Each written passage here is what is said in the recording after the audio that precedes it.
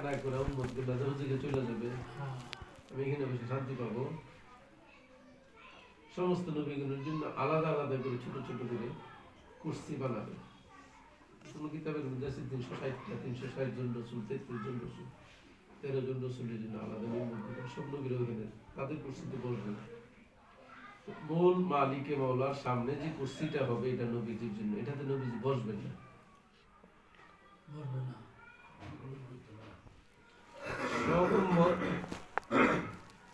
সমস্ত নবীগণ তাদের কুরসিতে যায় আসনে বসে পড়বেন, নবীজি দাঁড়ায় থাকবেন। আল্লাহ পাক বলবেন, মাহবুব আপনি বসেন না কেন?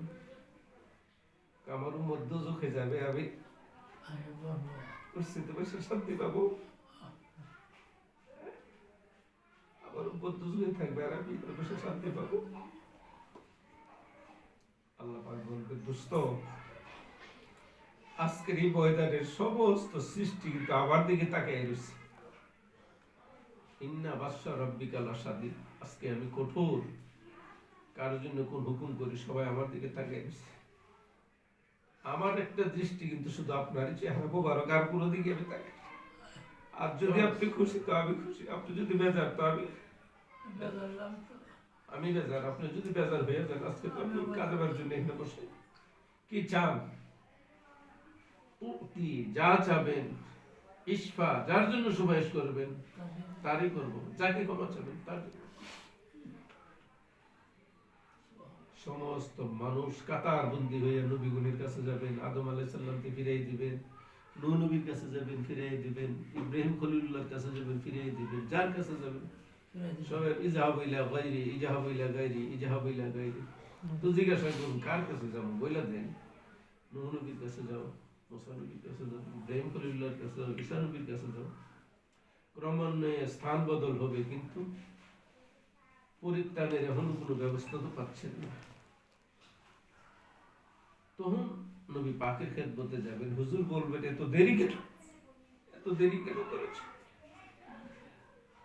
আরো আগে আসা দরকার ছিল না, চেহারা কি করে ফেলছি, কয়লা হয়ে গেছে, চেহারাটা কয়লা হয়ে গেছে, আরো আগে আসবো না? হুজুর আমরা কি যাবে?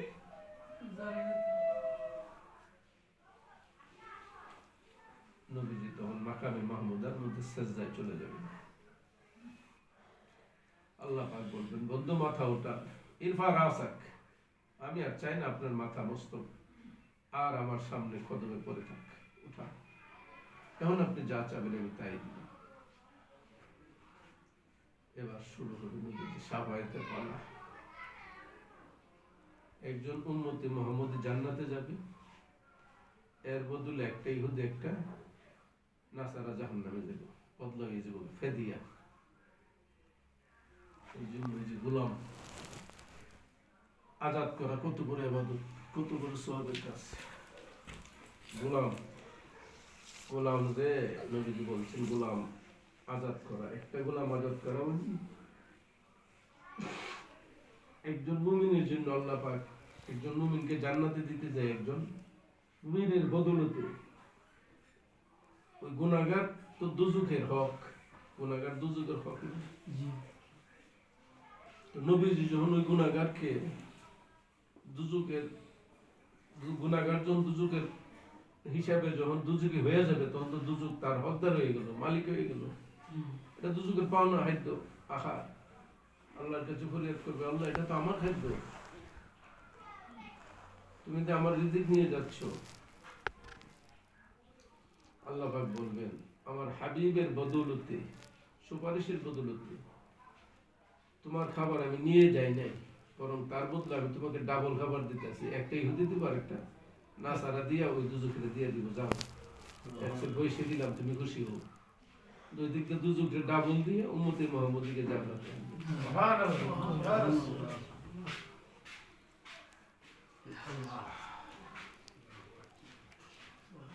মুসা নবী, ঈসা নবী কেমন লাগছে কথা কইবেন?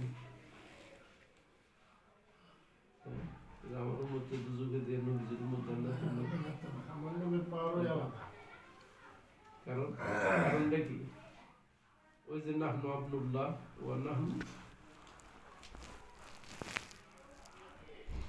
ইবনুল্লাহ ওয়া নাহনু, আমরা আল্লাহর মাহবুব এবং আমরা আল্লাহর ফুত।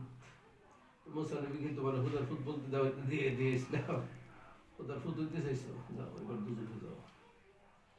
তারা হচ্ছে কি নবীর মাহবুব, গোলাম। উম্মতে মুহাম্মদ হচ্ছে নবীর গোলাম, আর তোমরা হয়ে গেছে হুদার ফুত।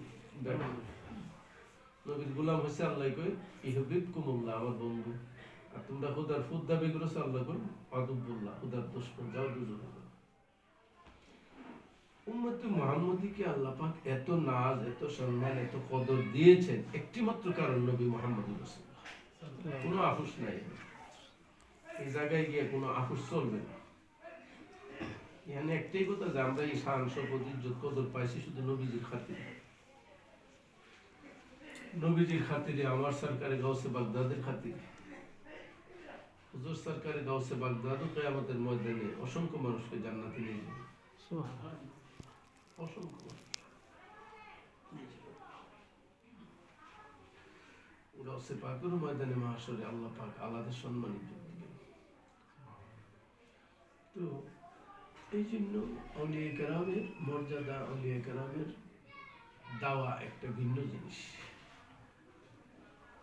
কত বড় উচ্চ মাকাম আল্লাহ পাক উম্মতে মুহাম্মদীকে দান করছেন, এটা হাসরের দিনে বোঝা যাবে, এর আগে বোঝা যাবে না। আর নবীজির সম্মানটা কত, এটা আপনি বুঝবেন কিভাবে? এটা তো আপনি বুঝার কোন রাস্তাই। নবীজির মর্যাদা আপনি কেমনি বুঝবেন? সাহাবীরা বলতেছে, যদি আমরা নবীজিকে খুঁজে না পাইছি তো নাক দিয়ে শ্বাস টানছি। খুঁজে না পেলে কি নাক দিয়ে পাওয়া যায়? মানুষ খুঁজে পাই চোখ দিয়ে, হাইটটা তালাশ করে। কেউ কইছে যে কি নাক দা শ্বাস টানতেছে, এ মুখে খুঁজে পাইতেছি না, এরপরে কি নাক দা খুঁজে পাইবি তুই? সাহাবীরা জিজ্ঞাসা করছে, সাহাবীরা কে আমরা নাক দা শ্বাস টানছি কেন? যে নবী পাক সাল্লাল্লাহু আলাইহি সাল্লাম যে রাস্তা দিয়ে গেছেন, ওই রাস্তার মধ্যে নবীজির শরীর মোবারকের নুরানি খুশবু আমরা পাই। বাতাস তেমন একটা ধর্ম, খুব খেয়াল করবেন, বাতাসের একটা ধর্ম হলো সে চতুর্দিকে ছড়াইয়া দেয়। বাতাসের ধর্ম কি? হাতুর ছিড়াই দিয়েছেন, দেখবেন যেটা চতুর্দিকে ছড়িয়ে গেছে, এগুলি তো আছে, এগুলি তো আছে, এগুলি তো আছে। সাহাবীরা বলে নবীজি রাস্তা দিয়ে যাইতেন, ওই রাস্তা নাক দিয়ে টানতাম, তো রাস্তা টানলে তো একটা নির্দিষ্ট স্থানের দিকে থেকে খুশবু আইবে।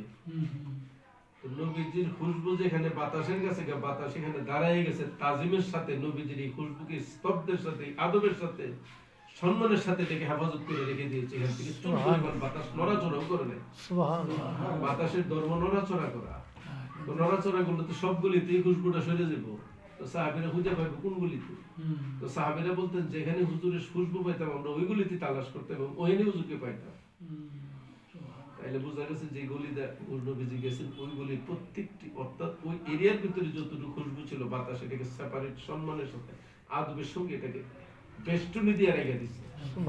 শুধু নবীজিকে না, বরং নবীজির খুশবুটাকে, বাতাস তো বাতাসের একটা ফেরেশতা রয়ে গেছে, তারা স্তব্ধ করে তাজিমের সঙ্গে রাইখা দিয়েছে যে এখানে নবীজি যাচ্ছে, এটাকে রাইখা দেওয়া হেফাজত করে। সাহাবীরা তালাশ করে জন্য পায় নবীজির শরীরের গ্রামটাকে পর্যন্ত সম্মানের সাথে, তাজিমের সাথে হেফাজত করছে। আর জাতের সাথে কি পরিমাণ তুলনা হয়েছে।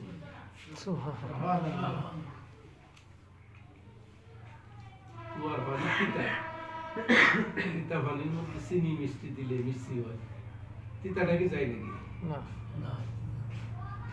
মানে তিতা পানির মধ্যে যতই স্বাদ মিষ্টি দেন, তিতা তো যাইতো না। তিতা যাইব। এই যে ছোটবেলা আমের ভর্তার মধ্যে কত করতেছি, চোখা তো গেছে না, জাতের তো পরিবর্তন হয়েছে না। আর এটা কেমন জাত? নুরানি থুতু মোবারক দিলেন, তিতা পানি মুখ দিতে পারে না, এটা পুরা জাত, এটা পুরা স্বাদই বদলে গেছে, তিতা হয়ে গেছে মিঠা, ছিল দুর্গন্ধ হয়ে গেছে সুগন্ধ। তো যার থুতু মুবারক, এমন রাস্তা দাইতে গেলে একজনের শরীরে যদি থুতু মারেন, আপনি কি করবে? বকাবকি করবে। এইটা নবীজির থুতু মুবারক নেওয়ার জন্য সাহাবীরা বলেন, বুখারীতে হাদিস আছে, হযরত মাসউদ বিন উরওয়া রাদিয়াল্লাহু তাআলা আনহুকে নবীজি পাঠাইলেন, যা ইয়াতে যখন কইলেন যে মক্কার অবস্থা তো জেনে আসো, তিনি কাফেররা পাঠাইলেন, তখনও তিনি ইসলামে আসেন নাই। তো তিনি আসলেন কাফেরদের দূত হিসেবে এসে হুদাইবিয়ার মধ্যে সাহাবীরা কি অবস্থায় আছেন দেখার জন্য আইলেন। উরওয়া ইবনে মাসউদ রাদিয়াল্লাহু তাআলা আইনা দেহে পাহাড়ের উপর থেকে লক্ষ্য করে দেখতেছে যে আরে আশ্চর্য ব্যাপার, পৃথিবীতে কত নেতা দেখলাম, বাদশা দেখলাম, মনির দেখলাম, কত কিছু দেখলাম, এটা থেকে আজও থুতু ফেলে দিলে থুতুর লিগা পাগল হয়ে যাবে, উজু করতে পানি ফালাইলে পানিটা মাটিতে পড়তে দেয় না, সব টানাটানি লেগে যায়, বালু পানিটা নিয়ে খাবে কিন্তু মানুষ গড়াগড়ি করে পুরা পানিটাই লিয়ে যায়। কেমন আজব। ওখানে গেল, যাওয়ার পর জিজ্ঞাসা করতেছে কি অবস্থা দেখে এলে, খুব ভালো অবস্থা। যার রক্ত নেওয়ার জন্য আপনারা অস্থির হইলেন, আমি তো চিন্তা করলাম যে ওনার 1400 সাহাবী ওনার থুতু জমিনে ভরতে দেয় না, থুতু জমিনে ভরতে দেয় না, আপনার ওনার রক্ত জমিনে ফেলাই দিবেন, কেমনিটা আসে আবার বিশ্বাস সম্ভব। উজু করার পরে উজুর পানি জমিতে ভরতে আগে পানি যার জন্য টানাটানি করে হয়ে যায় পাগলের মতো। আপনারা কি ব্যবসা করলেন, ওনার শরীর আপনাকে আঘাত করে ফেলবেন। 1400 সাহাবীকে শহীদ করার পরে ওনার কাছে আপনারা ওনার 1400 মারলে কি আপনারা 2-4 জন মরবেন না? যার মরণের সাথ থাকে হে আগে যান, থাক যাওয়ার কাম নাই, থেমে গেছে। এটা ওনার প্রথম ভাষ্য ছিল। এই প্রশংসাটুকু করার কারণে আল্লাহ খুশি হইয়া এই প্রতিভাটুকু থাকার কারণে অন্তরের মধ্যে আল্লাহ ওনাকে ইমানি দৌলত নসিব করে সাহাবিয়তের মর্যাদা দান করে দিয়েছে। সুবহানাল্লাহ। ওই যে নবীজির প্রশংসাটা করছে, এই যে একটা আফসোস, এটা ভালোবাসার দ্বারাই তো বলছিল। আর যদি হিংসা থাকতো তাহলে একটা বদগুমানি ভাব থাকতো, কিন্তু বদগুমানি ভাব না, এটা ছিল তার মধ্যে একটা আক্ষেপ। এই আক্ষেপটুকু অন্তর জায়গা নেওয়ার কারণে ইমানি দৌলত পেয়ে গেছে। নবী পাক সাল্লাল্লাহু আলাইহি ওয়াসাল্লামের একজন সবচেয়ে বড় কঠিন দুশ্মন যুদ্ধের ময়দানে তার প্রতিশোধ ছিল যে তার বাবা বাইকি নবীজি যুদ্ধের ময়দানে তার বাবা ভাই শহীদ হয়েছে এবং তার বাপ শহীদ আস্তাগফিরুল্লাহ কাতিল হয়েছে, জাহান্নামী হয়েছে, মারা গেছে। নবীজি তার জীবনে ইচ্ছা ছিল যতক্ষণ পর্যন্ত আমি দুনিয়াতে বেঁচে থাকবো মুহাম্মদের কল্যাণ না নেওয়া পর্যন্ত আমি তার পিছ ছাড়বো না। এই সুযোগের অভিনয় দীর্ঘ দিন পর্যন্ত পাহাড়ে জঙ্গলে বিভিন্ন অলিতে ঘুরেছে, বিভিন্ন সুযোগে বিভিন্ন বেশে সে ঘুরছে। হঠাৎ সুযোগ পাইল যে এমন জায়গায় যুদ্ধের ময়দানে নবীজি আসতেছে, তখন তার চিন্তা হলো যে আজকে একটা ভালো সুযোগ আছে, আজকে একটা সুযোগ আছে। তখন সে তরবারি তার কাছে লুকাইয়া রেখে সে ঘুরতেছে। ঠিক হুজুরের বরাবর হয়ে যাবে এই মুহূর্তে হুজুর জিজ্ঞাসা করবে কি খবর, এদিকে আসো। ডাক দিল, ডাক দেওয়ার পরে সে বলে যে আমি স্তব্ধ ওনার চেহারার দিকে তাকাই দিলাম। চেহারার দিকে তাকানোর পর দেখলাম যে একটা বিজলির মতো ওনার চেহারাতে যেন কি ফোকাস আসে আমার শরীরে পড়লো। আমি দৌড় ওনার সামনে গেলাম, উনি আমার বুকের উপরে 3বার জরব দিলেন, 3টা জরব দিয়ে বললেন যাও যুদ্ধ করো। তো কসম খোদার আমার তরবারি এখন তিনির বদলতে যত কাফের আছে আমার তাদের প্রতি আমার এই জজবা এসে গেল, কতক্ষণ তাদের কেল্লা ফেলে দিল। যুদ্ধের পর শেষ হওয়ার পর নবীজির দরবারে ওটাকে জিজ্ঞাসা করলে তোমার এই অবস্থা হওয়ার পিছনে কারণটা কি? নবীজি ইউযাক্কিহিম ওয়া ইউআল্লিমুহুমুল কিতাবা ওয়াল হিকমা, অন্তরের মধ্যে আগে ঈমান দিতে হয়। ঈমান না আসলে মহব্বত আসে না, মহব্বত না আসলে জজবা আসবে না। প্রথম যে জরবটা দিছে দেওয়ার সাথে সাথে তার অন্তর থেকে কুফরি দূর করে দিছে, তখনই তার অন্তরে ঈমান ঢুকে গেছে। ঈমান ঢুকার পরে এখন তার মধ্যে অন্তরের মধ্যে মহব্বতের ফয়েজ দ্বিতীয় থাপ্পড় দ্বারা দিলেন, এখন তার অন্তরে হুজুরের মহব্বত এসে গেছে। এরপরে তৃতীয়টা দিলেন জজবা, অর্থাৎ যে আসে মাসুকের বিরুদ্ধে কোনো কিছু করবে তারাই ফেলে জজবা তার মধ্যে এসে গেছে সেকেন্ডের মধ্যে। তো যার হাতের মধ্যে এই পাওয়ার থাকে তার জাতের মধ্যে কি পাওয়ার আছে? যার হাতের মধ্যে এই পাওয়ার, তিনি জাতের মধ্যে কি পাওয়ার আছে? দেখি আপনি জ্ঞান বুদ্ধি বোঝা যাওয়ার কোনো বিষয় আছে এখানে? কিচ্ছু বিষয়। হুব্বে রসুলি নেই, এশকে রসুলি নেই। এশকের মধ্যে দুইটা জিনিস, একটা হলো এশকের মধ্যে একটা হচ্ছে সুলুকি ভাব, হালাত, আর একটা হচ্ছে ইরফানি ভাব। সুলুক যেটা, সুলুকের মাকামটা অনেক ঊর্ধ্বে, কিন্তু মাকামটা, সুলুকের মাকামটা হচ্ছে একবারে সুলুকের পথের যাত্রীর, মারেফতের পথের যাত্রীর প্রথম মাকাম সুলুকটা, কিন্তু এটার মধ্যে জজবাত অনেক বেশি। এটা যতই ইয়া হোক, কিন্তু এটার জজবা অনেক বড়। মানসুর হিল্লাস আল্লাহ, তিনি সুলুকের মাকামের মঞ্জিলে মাসলুকের একজন ব্যক্তি হইয়া খুদাই এশকে এত বিভোর ছিলেন যে আর না পারে তিনি জবান থেকে এক সময় এক হালের কথা বেরিয়ে যেত, কিন্তু তিনি তো হক ছিলেন। হুজুর খাজায় কুল্লে খাজেগা খাজা গরিবে নওয়াজ বলেন, মনসুর হাল্লাদ যে সমুদ্র থেকে এক ফোঁটা পানি খাইয়া আনাল হক বলতেন, ওই রকম 7টা সমুদ্র আমি আমার সিনার মধ্যে জজ করে কপস করে একবারে জমা করে রেখে দিছি। 1 সেকেন্ড সময়ের মধ্যে আমার মধ্যে ওই হালের কোনো ধারণাই আসতে দেয়নি। আমি জজ বাটারে এইভাবে কপস করে জিজ্ঞাসা করছেন যে হুজুর এটা কিভাবে আপনি করেছেন? সরকারে বাগদাদ, সরকারে গাউসে বাগদাদ যখন বললেন যে কাদামি আলা রাকাবাতি কুল্লি ওয়ালি, ঠিক প্রথমেই আমি আমার গর্দান ঝুঁকাই দিছিলাম। আমার কে আছো যে এই কদমের নিচে গর্দান রাখবে, এই কথাটা যখন তিনি হিরাসান, যখন তিনি মাকাম থেকে, যখন তিনি তিনি গাউসিয়তের মাকাম থেকে যখন তিনি এই কথা বললেন, মাকামে হাজা আলা কুল্লি ওয়ালিকিন রাকাবা, প্রত্যেকটি ওলির কাদের উপরে আমার এই কদম, এই কথা বলার সাথে সাথে আমি খুরাসান থেকে শুনে আমি আমার কদম ঝুঁকাইয়া দিয়েছিলাম যে লিমা আল্লাহ রাকাবাতু আলা, লিমা আলা কাদামা আল্লাহ রাকাবাতে, এই কদম কেন আমার স্কন্ধে থাকবে না, এই কথা কই আমি আমার ঘাড় ঝুঁকাইয়া দিই এবং গাউসে পাকের এই নুরানি কদম আমার স্কন্ধে পড়ে যায়। স্কন্ধে পড়ার কারণে তাওয়াজ্জুহ ফয়েজের যে পাওয়ার ছিল, খুদার এশকের যত পাওয়ারফুল এশক ছিল, সবগুলো আমার সিনার মধ্যে আমি জব্দ করে রেখে দিতে পারছি। কিন্তু চিশতিয়া তরিকার অসংখ্য ওলি আল্লাহ তারা মাগলুবুল হাল হয়ে গেছে, বেহাল হয়ে যেত। চিশতিয়াদের মধ্যে কিন্তু বেহাল বেশি। এখন প্রশ্ন হইল যে খাজা গরিবে নওয়াজের যে তাওয়াজ্জুহ ফয়েজাত ছিলেন, জজবাত ছিলেন, জজবাতকে তিনি নিজের মধ্যে জব্দ করে রাখছেন। হুজুর গরিবে নওয়াজের তাওয়াজ্জুহ যখন কোনো মানুষের মধ্যে পড়ছে, এটার হাল বেহাল হয়ে গেছে, ওইটা সহ্য করতে পারতো না। হুজুর গরিবে নওয়াজের তাওয়াজ্জুহ যেটা পড়ছে, এটা কিন্তু হাল বেহাল হয়ে যেত। এটা হচ্ছে চিশতিয়াদের মধ্যে বেশিরভাগই বেহাল মানুষ। দেখেন না একবারে অনেক সময় হালে জজবাতে বিভিন্ন হয়ে যায় না। কাদরিয়া তরিকার কিন্তু শান্ত এবং ঠান্ডা মেজাজের, কিন্তু বেলায়েতি নুরানিয়তের রুহানিয়তের পাওয়ার অনেক বেশি। এটা কোনো তুলনা না। চিশতিয়ার মাকামের একজন ওলি, কাদরিয়া মাকামের একজন, দুইজন ওলির মধ্যে যখন দেখবেন আপনি, চিশতিয়া মাকামের ওলির দিকে আপনি যখন তাকবেন, দেখবেন যে তার থেকে খালি জালোয়া বের হইতেছে, মানে তার মধ্যে এত জালোয়া আপনি পাগল হয়ে যাবেন। কিন্তু কাদরিয়া ওলার দেখবেন যে একবারে শান্ত শিষ্ট, কিছুই মনে হচ্ছে না। আসলে মাকামিয়তের দরজা দুটোটা বরাবর, কিন্তু ফয়েজা জজ করে রাখছে।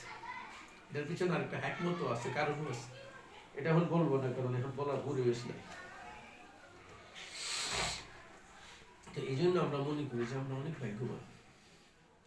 আমাদের ভাগ্যটা যে আমরা বান, আমরা তো বুঝতে পারি না। আমাদের তো সমস্যা হয়েছে এখানে, আমরা তো এখানে মাফামাফি করি ফির শব্দে, এখানে তো ফির মাফার জায়গা না। এটা তো মাকাম হচ্ছে মাকামে গৌসিয়তের মাকাম, আমরা কোন সিলসিলার অনুসারী। আমি ফির আপনি ফির, এটা তো এই মাকামের জায়গা না। এটা তো মাকাম হচ্ছে গোলামিয়তের মাকাম। সিলসিলা ধরার জন্য না আমি গেছি ফিরের কাছে, কারে পাওয়ার জন্য, গাউসে পাকে ফয়েজ লাভ করার জন্য গেছি। কিন্তু শিকল বানছি আমি, শিকলটা কি গাউসে পাকে সাথে আছে কি এটা আমার দরকার। এখানে গিয়া তো আমি মাকাম বানাই লিতেছি,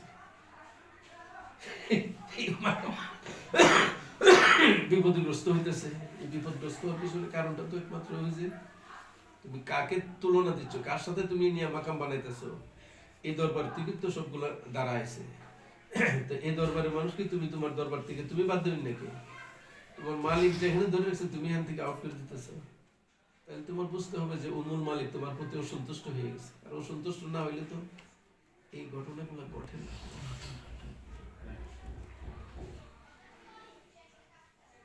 গাউসে পাকের কোনো রুহানি সন্তানরা না খেয়ে থাকি, উপাসে থাকি, আপনি না দেখেন তো একটা 1 বছর পর্যন্ত আমরা খানা দানা সব বন্ধ করে দেন, তারপরে উপবাস তাই দেন না, পশু পাখি এনে খানা দিব, পিপি লেখা খানা দিল কেন দিব না? গাউসে পাক শুধু খালি মানুষের পীর, শাইখুল জিন্নে ওয়াল ইনসি ওয়াল মালাইকা। গাউসে পাক তো ফেরেশতার পীর, তো রিজিকের ফেরেশতাই তো আপনার খানার ব্যবস্থা করবে, করবো নি?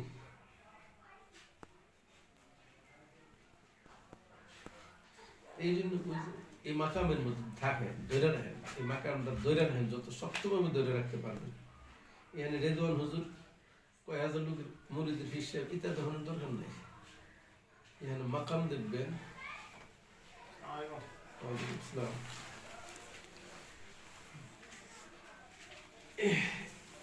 এটা নেন, এটা 24 সাইজটা কিনা বানান, আপনি কালকে বসুন ইনশাল্লাহ।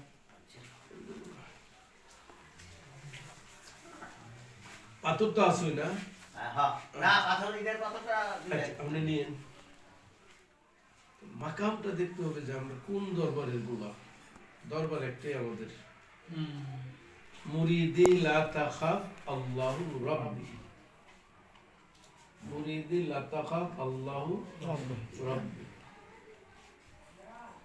আমি তো গাউসে পাকের ব্যাপার হলো কি, এক একটা কাসিদা আমার এক সময় আমার মনে হয় আর কি, যদি আমি আল্লাহ না করে কোনো এলাম কালাম না, এক একটা কাসিদার ক্ষেত্রে গাউসে পাক কি যে বইলা গেছে মানে আমার মাথায় কাজ করবে,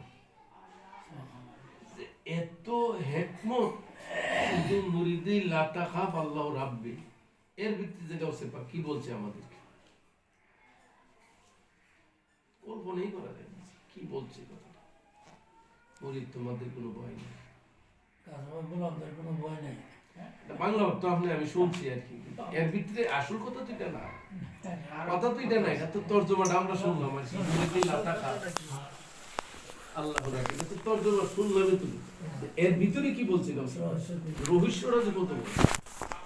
আমি 5 দিন আগে বা 2 মাস আগে যে কোনো একটা কিতাব, কিতাবটা কোনো কাগজের কিতাবের মতো না এটা, তো এটা আমি মোতালা হইতেছে কেন হইতে হইতে হঠাৎ করে এক জায়গায় গিয়ে আমি নিজে বিবরিয়ে গেছি, তোমার এই কথার ভিতরে এত বড় গায়েবী, এত গুপ্ত রহস্য তোমার মধ্যে, তোমার একটা কালামের মধ্যে এত রহস্য। সাকানিল হুব্বু কাসাতিল বিসালি ফাকুলতু লি খামরাতিন নাহবি তাআলি। সাকানিল হুব, ইশকের বিবরতার যে সাকা, প্রেমের যে সুরা, শরবত বলি, সুরা বলি, মদ বলি, হামির বলি, খামরা বলি, যাই বলি, এটা সাকানিল হুব হুদাই প্রেমের ইশকের যে শরাবত আমি পান করেছি। কাসাতিল বিসালি, এই সুরা আমাকে এমন জায়গায় পৌঁছে দিয়েছে, এই সুরা পান করে আমি এমন এক জায়গায় গিয়ে পৌঁছে গেছি যে মাকামে আমি গিয়ে পৌঁছছি। ফাকুলতু নাহবি, ফাকুলতু লি নাহবি তাআলি, এখান থেকে যদি, এই কাজ থেকে যদি সামান্য কিছু জোটা, এই পেটটা চাইটা খাওয়ার পরে যেটা থাকে এটাতে, পুরা সুরাটা তো আমি খেয়ে গেছি, পেয়ালার মধ্যে কিছু লাগিয়ে রয়েছে না, এটা তিনি নেই রেখে দিচ্ছে।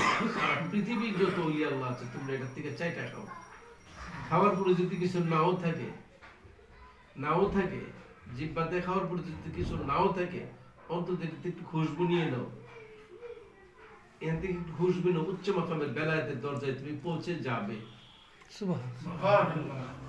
বেলায়েত তো এমন জিনিসটা যে আপনি কইলি ভাইয়ে যাবেন, লা ইয়াত্তাখিযু ওয়ালিয়্যান, আল্লাহ কাউকে বেলায়েত দান করে না, জাহিলান। বেলায়েত তো এমনি দান করার জিনিস না, এটা বেলায়েত আল্লাহর অত্যন্ত একটা নিয়ামত। গাউসে পাক বলেন মুরিদি লা তাখাফ, ভয় করিও না। এই কথাটা তো আল্লাহ না বলছেন, লা খাউফুন আলাইহিম ওয়া লা হুম ইয়াহজানুন, আমার ওলিদের কোনো ভয় নেই। এটা আল্লাহর কথা। মুরিদি গাউসে পাক বলেন, মুরিদি লা তাখাফ, আল্লাহকে ইন্না আউলিয়াল্লাহি লা খাউফুন, ওলিদের কোনো ভয় নেই। আর গাউসে পাক বলেন, আমার মুরিদেরই কোনো ভয় নেই। আল্লাহ বলেন, আমার ওলিদের ভয় নাই। এত শান আজমত ওলিদের, আল্লাহ কয় আমার ওলিদের, যারা আল্লাহর বন্ধু, আল্লাহর একবারে খুব আপন হয়ে গেছে। ইয়াতাকাবারু ইলাইয়া বিন্নাহলা হাত্তা হাবাবতু ফাকুনতু সামাউল্লাযী ইয়াসমাউ বি, আমি হাত হয়ে গেছি, বন্দর পা হইয়া যায়, চক্ষু হইয়া যায়, জবান হইয়া যায়, মাথা হইয়া যায়, সিনা হইয়া যায়। এই আল্লাহ কয় আমার ওলিদের কোনো ভয় নাই। তো বন্ধু যখন তোমার সবকিছু হয়ে যায়, তোমার তার ভয় কি? তাই না কিছু বইবি কি? তুমি তার হাতও পাও, চোখও কানো, এটা তোমার হেকমতের কামেলা। তো তোমার উলিদের বই থাকার তো কথা না। গাউসে পাক এখানে কি কারোর সাথে কোনো টাক্কা দিতে আইছে?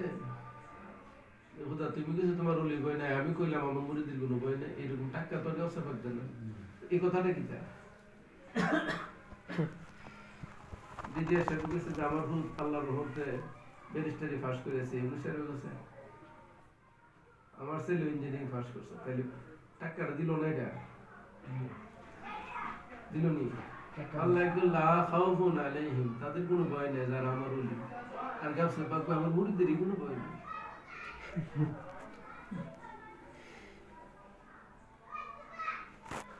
এই কথাটা কার লাগে কার কইতা দুইয়ের মধ্যে কি বুঝাইলো? দুইটা কারণে হইতে পারে।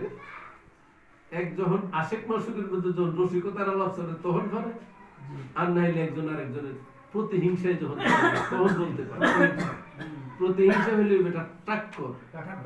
আর আশিক মাসুকের মধ্যে যখন প্রেম আলাপ মজার আলাপ হইব, তখন বিজয় সাহেব বললো লাভন হলো আল্লাহর রহমতে। দুই বিয়াই বললো, একজন বলছে আমার মেয়ে তো এমএ পাস, আমার